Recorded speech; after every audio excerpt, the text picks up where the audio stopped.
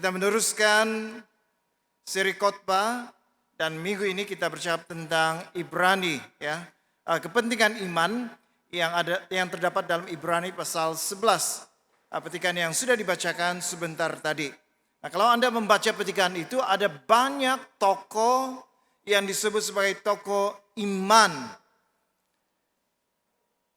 Ada sekelompok orang dari perjanjian lama yang disebutkan dalam Ibrani pasal 11 ini yang menunjukkan bahwa mereka ini orang yang beriman. Sebagai orang yang beriman mereka mempunyai hubungan yang akrab dengan Tuhan. Lalu dalam iman mereka walaupun kata firman Tuhan ada perkara yang mereka belum capai pada waktu itu, tetapi mereka tetap beriman seolah-olah mereka sudah mendapatkan, walaupun sebenarnya belum. Karena segala penyempurnaan itu berlaku ketika Yesus datang. Tapi kita melihat tokoh-tokoh yang disebutkan itu, mereka tetap beriman, tetap percaya akan janji Tuhan dalam hidup mereka masing-masing. Jadi saudara-saudara yang kasih dalam Tuhan Yesus, mereka memberikan kepada kita teladan pada hari ini, supaya kita harus memiliki iman sama seperti mereka, mencontohi iman mereka.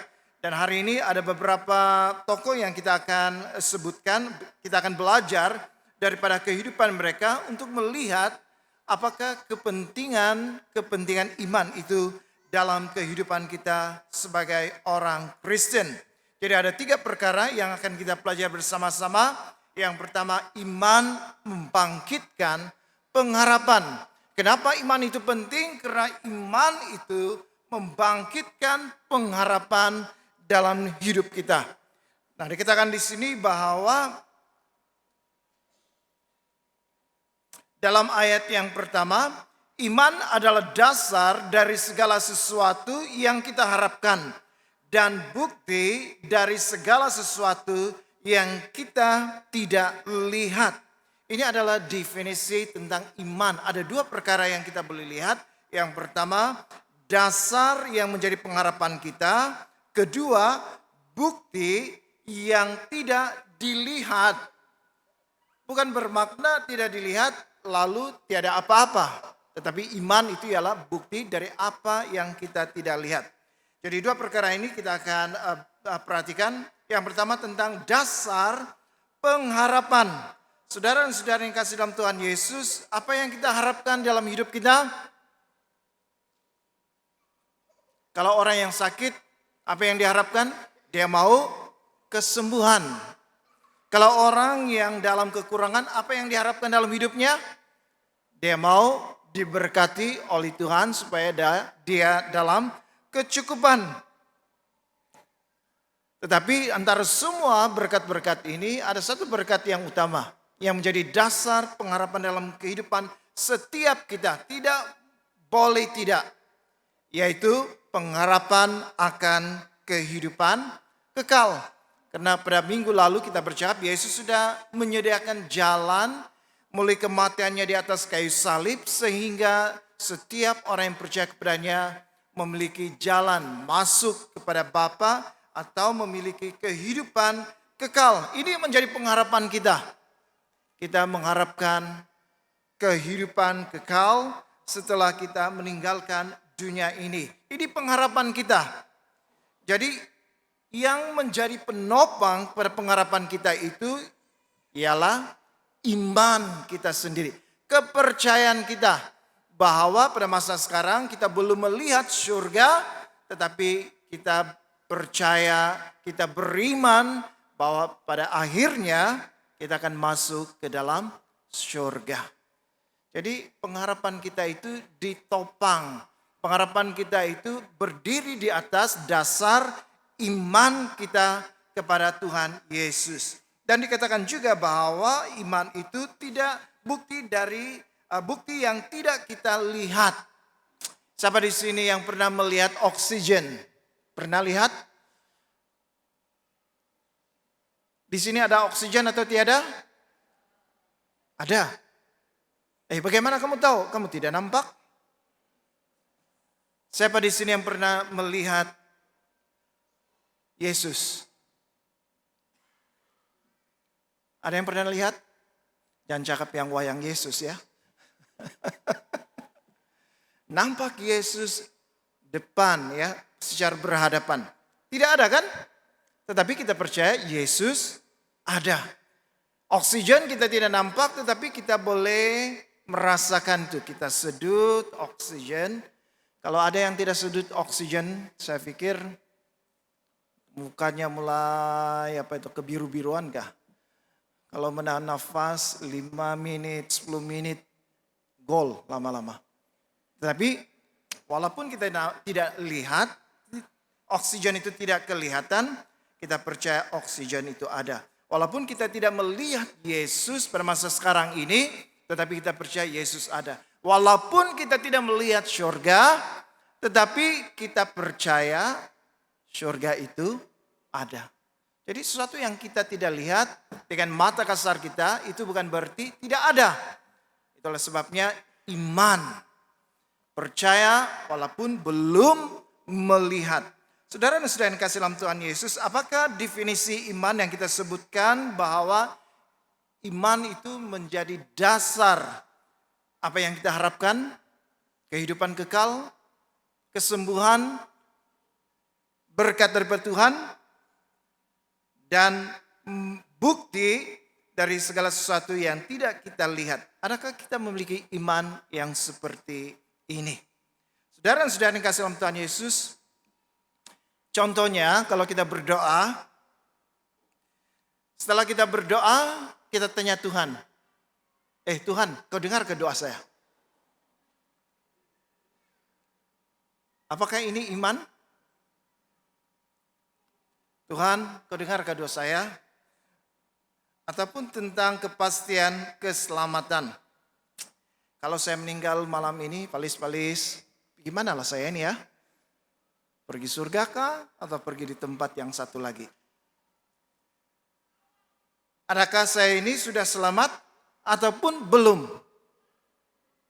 Saudara-saudara yang kasih dalam Tuhan Yesus, ini bukan ciri iman yang kita katakan tadi. Ini orang yang ragu-ragu, tidak beriman, ya. Karena beriman itu maksudnya walaupun kita mengharapkan sesuatu yang belum kita terima pada masa sekarang, tetapi kita beriman. Iman itu menjadi penopangnya. Walaupun kita tidak melihat surga, yang dikatakan dalam firman Tuhan bahwa di situ kita akan tinggal bersama dengan Tuhan pada masa sekarang, tetapi iman itu bukti dari apa yang tidak kita lihat. Satu hari nanti kita akan melihat surga. Suatu hari nanti kita akan melihat Bapa, melihat Yesus, melihat Roh Kudus. Satu hari nanti kita akan tinggal bersama-sama dengan Bapa di surga. Jadi saudara-saudara yang kasih dalam Tuhan Yesus, ini namanya beriman. Jadi bagus juga kita selidiki diri kita, renungkan diri kita, adakah selama ini saya ini beriman? Karena kita selalu mengatakan saya beriman. Tapi iman apakah yang kita miliki? Karena iman itu dasar dari sesuatu yang kita harapkan, walaupun kita belum terima, tapi kita mengharapkan. Bukti dari sesuatu yang belum kita lihat, tetapi kita beriman bahwa itu wujud, bahwa itu ada. Saudara dan saudara yang kasih dalam Tuhan Yesus, dalam 2 Korintus pasal 5 ayat 7 dikatakan, sebab hidup kami ini adalah hidup karena percaya, bukan karena melihat. Saudara, ramai orang Kristen yang seperti itu. Hidup karena apa? Hidup karena percaya. Ramai orang Kristen yang hidup bukan karena percaya, dia percaya apabila dia melihat. Kalau dia tidak melihat, tidak mau percaya. Jadi iman itu tidak bergantung pada apa yang kita lihat. Apa yang kita lihat tidak bergantung. Seperti Thomas, ini salah seorang daripada murid Tuhan Yesus. pada minggu pertama Yesus bangkit, ada 10 rasul, 10 murid Tuhan Yesus ada di sana, kecuali Thomas. Dan ketika mereka berkumpul bersama-sama berdoa, lalu Tuhan hadir di tengah-tengah mereka. Murid-murid yang lain, pengikut yang lain melihat Yesus hidup. Kemudian mereka memberitahu itu kepada Thomas, tapi Thomas tidak mau percaya. Dalam kebudayaan orang Yahudi, kalau sekurang-kurangnya saksi yang boleh dipercaya itu sekurang-kurangnya ada 2. Kalau ada 2 orang saksi, keterangan itu boleh dipercayai. Pada waktu itu lebih dari 2 orang. Ada 10 murid Yesus, ada pengikut-pengikut yang lain yang melihat Yesus hidup dan memberitahu kepada Thomas. Tetapi Thomas tidak mau percaya. Sebelum jariku ini, dia bilang mencucuk di bahagian bekas luka telapak tangan Tuhan Yesus dan mencucuk lambungnya sekali-kali, katanya. Aku tidak mau percaya. Seminggu kemudian, Thomas bersama-sama dalam persekutuan itu, Yesus hadir di tengah-tengah. Kemudian Yesus mengatakan, Thomas, taruhlah jarimu di bekas pakut dan di lambungku. Apa yang Thomas katakan? Ya Tuhanku, ya Allahku. Lalu Yesus menegur Thomas, berbahagialah orang yang tidak melihat namun percaya. Jadi iman itu tidak bergantung apa yang kita lihat. Saya pernah juga ceritakan di awal pelayanan saya, apabila ada seorang tua yang sudah nazak, kami dipanggil untuk berdoa. Dari penglihatan mata saya sendiri lihat, oh tiada harapan sudah ini. Tapi kawan saya berdoa, dan apabila dia berdoa, dia menuntut kesembuhan bagi orang itu. Dan saya takut-takut ya, karena dia cakap kesembuhan, Tuhan sembuhkan.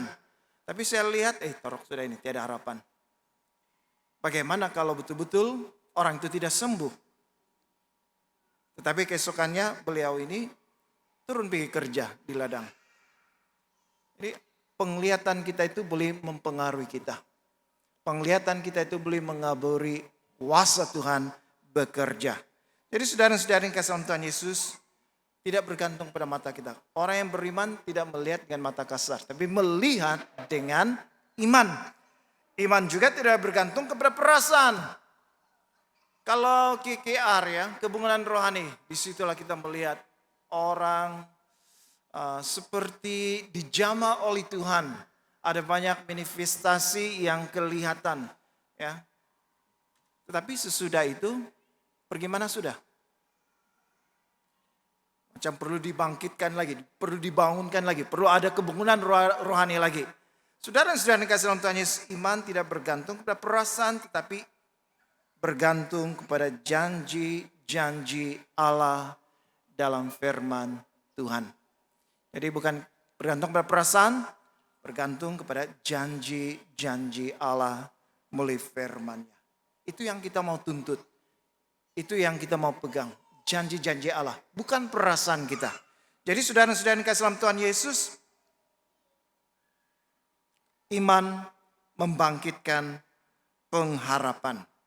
Saya baru-baru ini melihat dalam satu video pendek mengatakan, ya kita boleh rasa sedih apabila kita kehilangan orang yang kita kasihi, rasa sedih apabila kita ditimpa masalah, bimbang dan sebagainya.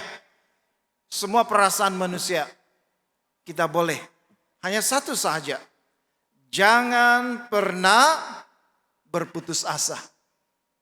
Kalau kita sedih, jangan kita putus asa. Kalau kita sedang berduka, jangan kita putus asa. Pada waktu kita menghadapi beban, masalah yang berat dalam hidup kita, jangan sekali-kali putus asa. Dan orang itu mengatakan kalau kita putus asa artinya kita kehilangan pengharapan.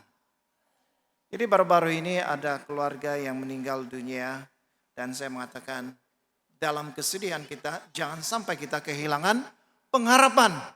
Pengharapan kita itu ada pada Tuhan Yesus. Jadi kita boleh bersedih, iya. Sedih itu emosi manusia. Tetapi adakah kita bersedih lalu kita kehilangan pengharapan yang ada dalam Tuhan Yesus? Itu yang tidak boleh kita lakukan. Karena pengharapan kita ada dalam Tuhan Yesus. Orang yang meninggal dunia, Yesus katakan tidak akan mati selama-lamanya. Karena Yesus mengatakan, akulah kebangkitan dan hidup. Kalau sedih, iya. Jangan sekali-kali putus asa. Saya percaya dalam hidup kita ini bukan berjalan mulus. Ya, hari ini orang nampak kita senyum-senyum, ketawa-ketawa, gembira. Belum tentu. Esok, lusa, tulat, apalagi hari-hari seterusnya. Belum tentu sama. Kita akan menghadapi banyak pergumulan dalam hidup kita. Tetapi jangan sekali-kali berputus asa. Pengharapan kita ada dalam Tuhan Yesus. Dengan iman kita klaim janji-janji Tuhan dalam hidup kita, maka kita tetap bangkit. Selagi kita masih ada pengharapan, masih ada iman dalam pengharapan kita dalam Tuhan Yesus, itu membuatkan kita tetap kuat, tetap teguh menghadapi apapun pergumulan dalam hidup kita. Jadi penting kita memiliki iman itu dalam hidup kita. Jangan sekali-kali berputus asa. Susah macam manapun, iya. Sengsara macam manapun, iya. Jangan berputus asa. Iman yang sedemikian membangkitkan pengharapan dalam hidup kita. Hal yang kedua, iman menyenangkan Allah. Dalam ayat yang keempat dan kelima, karena iman Habil telah mempersembahkan kepada Allah korban yang lebih baik daripada korban Kain. Dengan jalan itu ia memperoleh kesaksian kepadanya bahwa ia benar. Karena Allah berkenan akan persembahannya itu, dan karena iman ia masih berbicara sesudah ia mati. Dikatakan di sini cerita tentang Habil dan Kain. Masing-masing mempersembahkan korban kepada Allah. Tetapi apabila Habil dia mempersembahkan korban kepada Allah itu karena didorong oleh imannya. Dalam imannya dia mempersembahkan korban itu. Dengan arti kata yang lain, apabila dia mempersembahkan korban yang diberikan kepada Tuhan itu lebih baik daripada korban yang dipersembahkan oleh Kain. Dan arti kata yang lain, dengan iman itu maka dia memberikan persembahan. Bukan sekadar memberikan persembahan itu, tetapi memberi yang terbaik kepada Tuhan. Karena dalam imannya dia percaya Allah itu berhak, layak untuk diberi yang terbaik. Dan karena iman, keyakinan seperti itulah Habil memberikan persembahan yang terbaik kepada Tuhan, lebih daripada yang dipersembahkan oleh Kain abangnya sendiri. Saudara dan saudara yang kasih dalam Tuhan Yesus, apabila kita berbicara tentang persembahan, hari ini kita tidak memberikan persembahan korban, tapi di gereja kita ada beri persembahan setiap minggu, semasa nanti selepas cabaran ada pungutan persembahan. Kita memberikan persembahan kita memberikan persepuluhan kita kepada Tuhan setiap minggu. Tetapi persoalannya apabila kita memberi itu, adakah kita memberi itu karena sudah terbiasa, lalu kita berikan saja tanpa ada sesuatu di dalam hati kita? Karena sudah biasa, minggu datang-datang di gereja bagi persembahan, bagi persepuluhan. Atau pada waktu kita memberi, kita rasa seperti ada kesakitan yang kita alami. Karena kalau kita beri, kita pikir ya untuk bulan ini bagaimana perbelanjaan, cukup ataupun tidak. Ada perasaan seperti itu, ada pikiran seperti itu. Atau kita memberi saja tanpa rasa sesuatu dalam hati kita. Karena sudah terbiasa. Saudara dan saudara yang kasih dalam Tuhan Yesus, kalau kita ada rasa sesuatu, kalau kita memberi, saya pikir itu bagus. Karena kita tahu apabila kita memberi artinya ada sesuatu yang kurang. Kita beri, kita akan kekurangan. Tetapi dengan iman kita percaya bahwa apabila kita memberi walaupun kita kurang, kita percaya Tuhan masih memberkati saya bulan ini. Tuhan masih membekalkan segala berkat-Nya dalam hidup saya dalam bulan ini. keyakinan yang seperti itu. Apabila kita memberi itu seperti suatu pengorbanan, sesuatu yang kita korbankan. Uang kita korbankan, kita berikan itu kepada Tuhan. Lebih daripada beri saja, seperti menyumbanglah. Sumbang saja tidak terasa apa-apa. Kalau dibandingkan dengan orang kaya dan perempuan janda yang miskin itu, orang kaya memberi daripada lebihan kekayaannya. Tetapi perempuan itu, janda itu, dia memberi seluruh nafkahnya pada hari itu kepada Tuhan. Dan Yesus mengatakan perempuan ini memberi yang paling banyak. Walaupun dikatakan hanya 2 peser. Tidak tahu berapa banyak uang itu. Mungkin sedikit. Berbanding orang kaya bagi 1.000. Mungkin dia bagi 10 sen. Tetapi orang ini, janda ini, memberi seluruh nafkahnya hari itu kepada Tuhan. Kenapa dia beri? Sudah pasti dia percaya bahwa pada hari itu Tuhan tetap menjaga dia. Tuhan tetap memelihara dia. Tuhan tetap membekalkan apa yang dia perlukan dalam hidupnya. Saya kagum dengan seorang hamba Tuhan. Hamba Tuhan ini apabila dia memberikan persepuluhan, dia pilih kertas, uang kertas yang cantik, ya, yang masih baru. Dan dia masukkan ke dalam sampul dan dia berikan itu kepada Tuhan. Kadang-kadang kalau kita memberi persepuluhan, yang penting dia punya nilai. Kertasnya sudah runyuk begitu, kita tidak peduli kan, yang penting nilainya. Tapi hamba Tuhan ini bukan hanya nilainya, tapi melihat kualiti uang kertas yang dia persembahkan itu, yang dia berikan kepada Allah. Dan arti yang lain itu menjadi disiplin dalam dirinya. Apabila dia memberi kepada Tuhan, dia memberi yang terbaik. Bukan hanya nilainya, tetapi kualiti kertas, uang kertas itu sendiri. Jadi saudara-saudara yang kasih dalam Tuhan Yesus, saya sangat kagum dengan hamba Tuhan ini.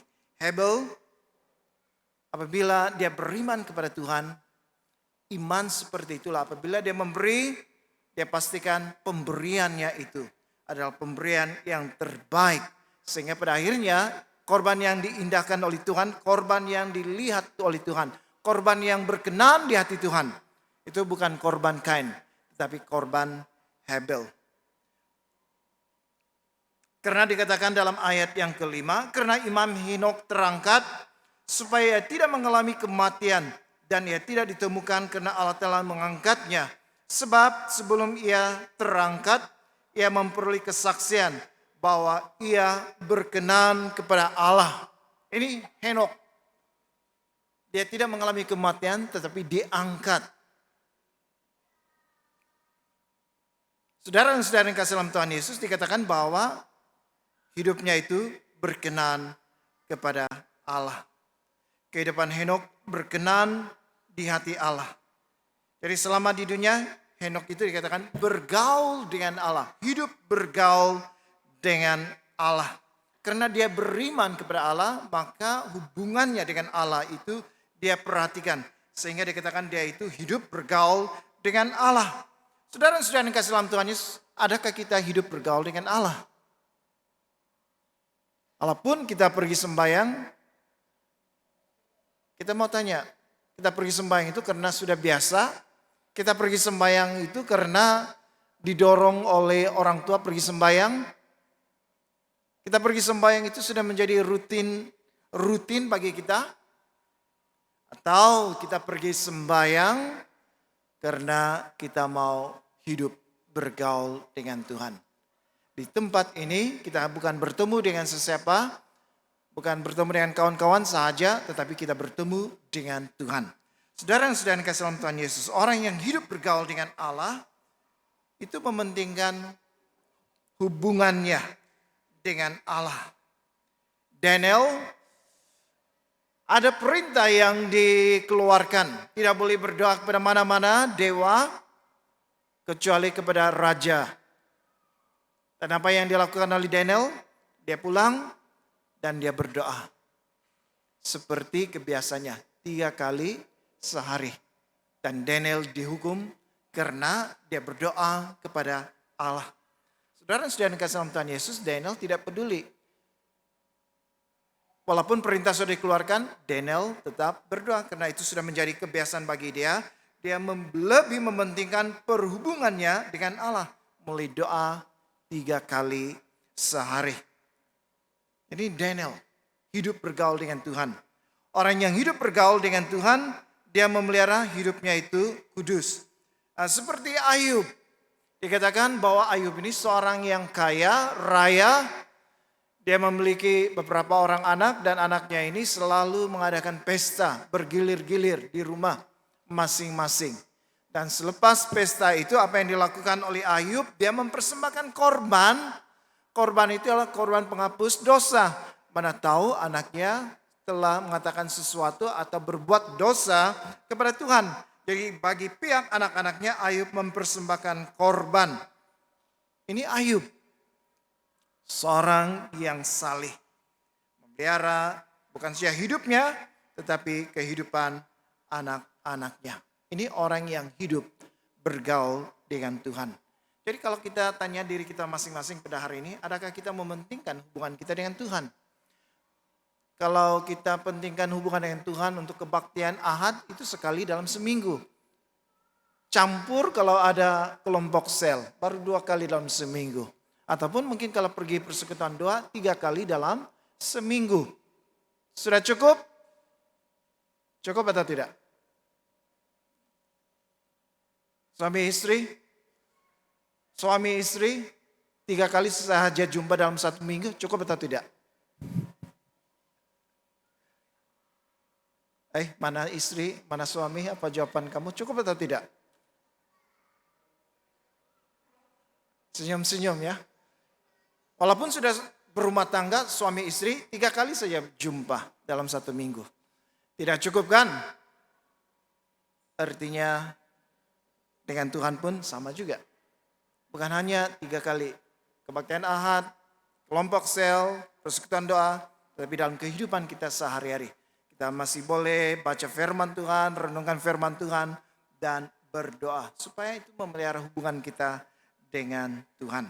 Jadi saudara-saudara yang kasih dalam Tuhan Yesus hanya orang yang beriman hidupnya berkenan di mata Tuhan. Jadi kita mau menjadi orang Kristen yang memiliki iman, sehingga melalui iman itu kita hidup bergaul dengan Tuhan, dekat dengan Tuhan, dan hidup kita itu berkenan di mata Tuhan. Dan dikatakan dalam ayat yang ke-6 ini, biar ini menjadi peringatan bagi kita. Dalam ayat 6 dikatakan, tetapi tanpa iman tidak mungkin orang berkenan kepada Allah. Jadi tanpa iman, tanpa kepercayaan, tanpa keyakinan kita dalam Yesus, Tuhan tidak berkenan kepada kita, dalam hidup kita. Jadi mesti ada iman. Dan yang terakhir saudara-saudara yang kasih dalam Tuhan Yesus, kepentingan iman itu menimbulkan ketaatan. Dalam ayat yang ke-7 dan ke-8 dikatakan, karena iman maka dengan petunjuk Allah tentang sesuatu yang belum kelihatan. Belum kelihatan. Dengan taat mempersiapkan batra untuk menyelamatkan keluarganya. Dan karena iman itu ia menghukum dunia dan ia ditentukan untuk menerima kebenaran sesuai dengan imannya. Ini ketika Tuhan perintahkan dia bena betera, itu dibuat di atas gunung. Di permukaan tanah yang tinggi, di atas gunung. Kalau orang buat batra, buat perahu, adakah orang itu buat di tanah yang tinggi? Tidak kan? Paling pun di tanah yang rendah, dekat dengan sungai, dekat dengan laut. Tetapi diperintahkan oleh Tuhan buat batra. Dan di mana tempatnya itu? Bukan di lembah, tetapi di atas gunung. Masuk akal atau tidak? Kalau kamu masuk akal atau tidak? Tidak masuk akal kan? Orang-orang zaman itu pun lihat, ini mungkin sudah gila ya. Kalau mau buat batra, sepatutnya di lembah, bukan di atas gunung. Jadi belum kelihatan bahwa Tuhan akan menurunkan banjir itu. Tetapi apa yang dilakukan oleh Nuh? karena dia beriman, dia mentaati perintah Tuhan, mempersiapkan bahtera itu untuk menyelamatkan keluarganya. Inilah iman. Bukti dari sesuatu yang tidak kita lihat. Inilah iman. Jadi saudara-saudara yang kasih dalam Tuhan Yesus, masalahnya apabila kita melihat baru percaya. Kalau saya melihat ke depan, baru saya mau taat Tuhan. Itu salah. Karena terbalik. Belum melihat tetapi percaya. Belum melihat tetapi ketaatan dituntut. Tuhan menuntut ketaatan. Dan apa yang dilakukan oleh Nuh? Apabila Tuhan perintahkan, dia beriman, lalu dia mentaati perintah Tuhan itu di dalam hidupnya. Ini tentang Nuh. Ayat yang 8, karena iman Abraham taat ketika ia dipanggil untuk berangkat ke negeri yang akan diterimanya menjadi milik pusakanya. Lalu ia berangkat dan tidak mengetahui tempat yang dituju. Abraham dipanggil keluar dari kampung halamannya. Kemana tempat? Dia tidak tahu. Dia tidak tahu. Dia hanya beriman, dia hanya taat. Keluar dari tempatnya, lalu Tuhan memimpin dia dari langkah demi langkah, sehingga dia sampai ke tanah Kanaan, tanah perjanjian. Tapi pada mulanya dia tidak tahu. Dia hanya keluar dari rumahnya, tinggalkan keluarganya, pergi di suatu tempat yang asing, yang dia sendiri tidak tahu. Tetapi yang kita boleh belajar dari Abraham, dia taat kepada Tuhan. Kenapa dia taat? Karena dia beriman kepada Tuhan. Jadi saudara-saudara yang dikasihi dalam Tuhan Yesus, kadang-kadang Tuhan mau kita lakukan sesuatu. Kita belum melihat. Tapi apa yang kita perlu lakukan? Kita perlu taat. Pada waktu saya buat jadwal untuk kebaktian, petugas kebaktian, khususnya untuk pembacaan, ada beberapa pembaca yang saya sudah masukkan namanya dalam jadwal, mengatakan, saya ini belum pernah membaca Alkitab. Saya ini kalau berdiri di hadapan umum, saya ini gemetar dan banyak lagi alasan. Tapi saya mengatakan kalau tidak mengambil langkah yang pertama, sampai bila-bila tidak akan menjadi pembaca Alkitab. Kemudian ada seorang dari antara beberapa orang itu membaca Alkitab. Apabila dia baca Alkitab, saya sendiri pun rasa sesak nafas karena dia baca itu macam mau putus nafasnya. Kali kedua pun sama, tapi sudah kurang. Kali ketiga semakin bagus. Kali keempat sudah jadi biasa. Jadi saudara-saudara yang kasih dalam Tuhan Yesus, kalau Tuhan memanggil kita untuk suatu pelayanan di gereja, memang ada banyak kerisauan. Tidak tahulah dan sebagainya. Berdiri di hadapan umum, rasa gementar.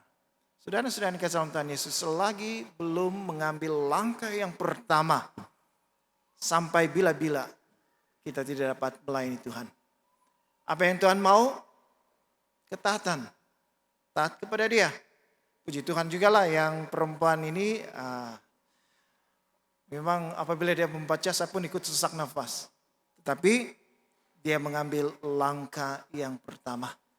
Mengambil langkah yang pertama itu bukan senang, bukan mudah bagi orang yang seperti itu. Tetapi diperlukan iman. Dan karena imannya dia taat kepada panggilannya. Dan sekarang dia sudah biasa membaca Alkitab. Jadi saudara-saudara yang kasih dalam Tuhan Yesus, ketaatan yang sepenuhnya. Bukan ketaatan yang separuh-separuh hati. Ketaatan sepenuhnya. Itu yang dituntut oleh Tuhan. Dan tentang Abraham juga dalam ayat ke-19. Karena ia berpikir bahwa, ayat 17, karena Abraham iman maka Abraham tak kala ia dicobai mempersembahkan Ishak. Ia yang telah menerima janji itu adalah mempersembahkan anaknya yang tunggal. Walaupun kepadanya telah dikatakan keturunan yang berasal dari Ishaklah yang akan disebut keturunanmu. Karena ia berpikir bahwa Allah berkuasa membangkitkan orang-orang sekalipun dari antara orang mati. Dan dari sana ia seakan-akan telah menerimanya kembali. Abraham sudah tua. Sudah dikatakan mati pucuk. Juga istrinya Sarah sudah tua. Sudah menopos. Macam mana ada anak kan? Tapi Tuhan berjanji. Dan mereka percaya. Lalu mereka ada anak, seorang anak laki-laki diberi nama Ishak. Tetapi Tuhan menguji Abraham.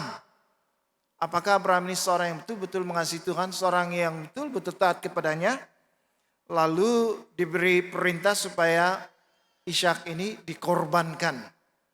Dan sementara mereka mendaki gunung, anak ini bertanya, kayu api sudah ada, api pun sudah ada, di mana korbannya?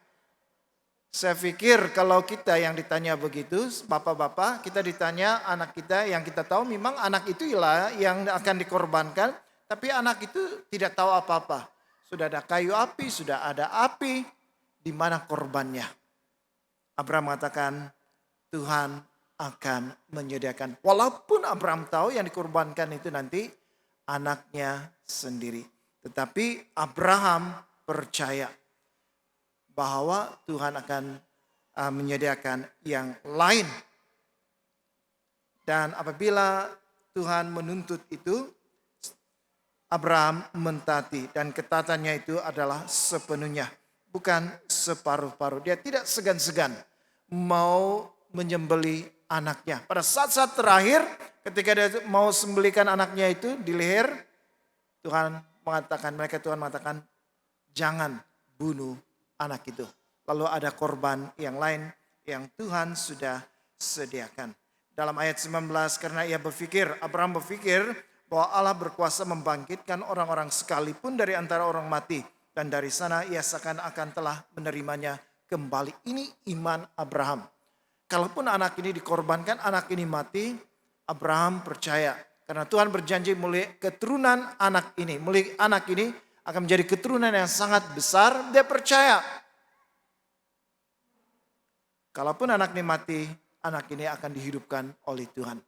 Dalam hal itu, Tuhan melihat Abraham taat, dan ketaatan itu adalah ketaatan yang sepenuh. Jadi saudara-saudara yang kasih dalam Tuhan Yesus, ya kita mau taat kepada Tuhan, bukan separuh-separuh, tapi sepenuhnya kepada Tuhan. Meskipun dalam ketaatan kita itu kita akan berhadapan dengan risiko. Dalam ayat yang ke-23, karena iman maka Musa setelah ia lahir disembunyikan selama 3 bulan oleh orang tuanya. Karena mereka melihat bahwa anak itu elok rupanya dan mereka tidak takut akan perintah raja. Ini tentang Musa. Setelah lahir anak itu disembunyikan. Karena setiap anak laki-laki orang Israel apabila lahir saja itu harus dibuang ke dalam sungai supaya mati. Tetapi apabila ibu bapak Musa melihat anak ini yang baru lahir, mereka sembunyikan 3 bulan. Ada resikonya di sana. Kalau kedapatan mereka akan dihukum oleh raja. Tetapi karena mereka beriman, maka mereka bertindak. Meskipun ada resiko yang menanti mereka. Jadi saudara-saudara yang kasih dalam Tuhan Yesus, sebagai orang Kristen, ya kita mau taat kepada Tuhan. Meskipun resikonya kita akan mengalami kerugian.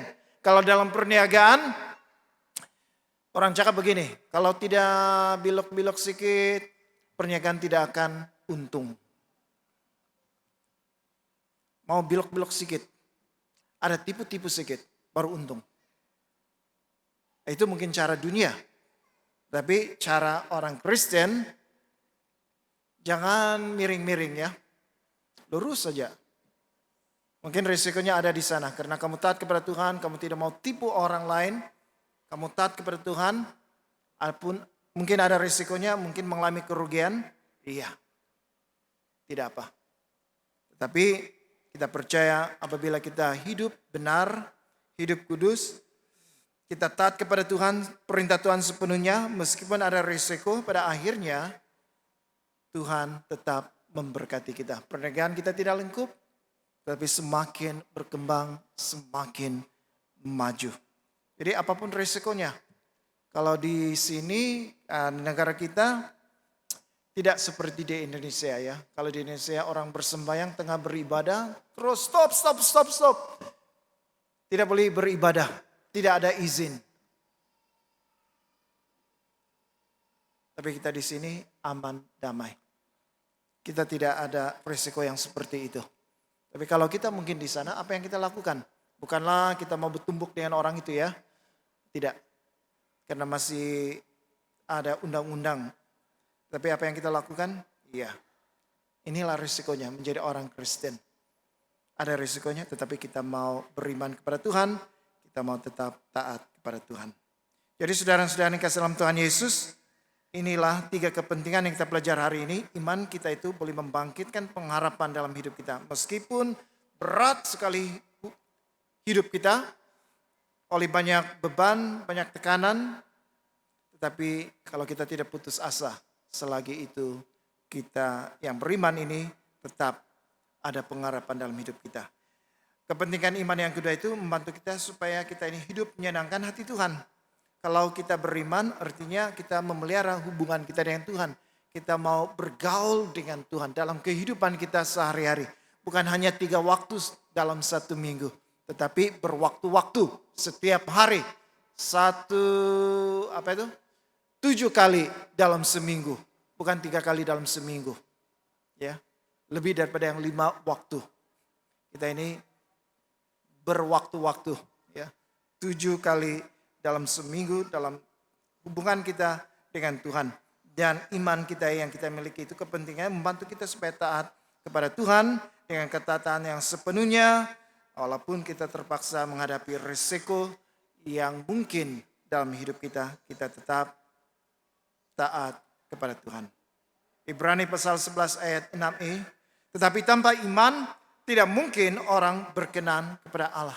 Jadi kita perlu iman supaya hidup kita ini berkenan di hadapan Tuhan. Jadi pikirkan, renung-renungkan iman apakah, jenis apakah yang saya miliki hari ini. Adakah iman saya itu karena kalau saya lihat baru saya mau percaya? Adakah iman saya itu berdasarkan kepada perasaan saya? Kalau perasaan saya senang baru saya mau percaya. Saya mau ikut Tuhan. Tapi kalau perasaan saya tidak enak, perasaan saya tidak bagus. Oh, nantilah gereja itu. Minggu depan pun masih boleh pergi ke gereja. Saudara-saudara yang kasih dalam Tuhan Yesus, jenis apakah iman yang kita miliki pada hari ini? Mari kita berdoa. Bapa di surga, terima kasih untuk firman Tuhan mengajar kami. Supaya kami memiliki iman sebagaimana para tokoh dalam perjanjian lama. Memberikan teladan hidup mereka sebagai pahlawan-pahlawan iman. Karena iman itu sangat penting. Bagi kami pada hari ini iman juga penting dalam hidup kami. Karena apapun pergumulan yang berat dalam hidup kami. Selagi kami tidak berputus asa. Selagi kami beriman walaupun di hadapan mata kami. Ada perkara-perkara yang mustahil. Iman yang seperti itu membangkitkan pengharapan kami yang ada dalam Tuhan Yesus. Engkau mengajar kami pada hari ini supaya kami harus memiliki iman. Karena tanpa iman kami ini tidak berkenan kepada Allah. Supaya melalui iman itu kami boleh hidup bergaul dengan Allah dalam setiap waktu dalam kehidupan kami. Dan kami juga diajar bahwa iman itu penting bagi kami. Supaya apabila kami mengatakan kami orang Kristen yang beriman, iman itu menuntut kami supaya kami taat kepada Tuhan dengan ketaatan sepenuhnya terhadap firman Tuhan. Meskipun mungkin kami menghadapi risiko dalam hidup kami. Tetapi karena iman, maka apapun risikonya kami mau memilih untuk taat kepada firman-Mu. Terpujilah Engkau Bapa, dalam nama Tuhan Yesus kami berdoa. Amin.